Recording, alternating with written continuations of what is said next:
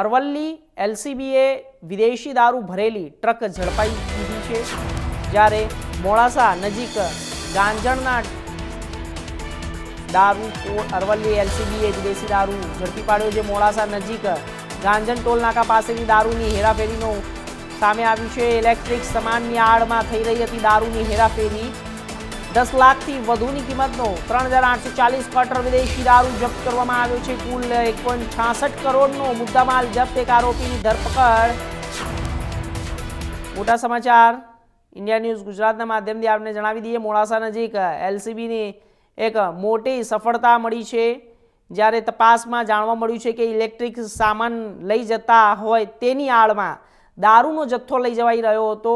કુલ સૌથી વધુની કિંમતનો દારૂ ઝડપાયો છે। 3840 વિદેશી ક્વાર્ટરો સાથે અનેક દારૂના જથ્થાઓ પકડાયા છે।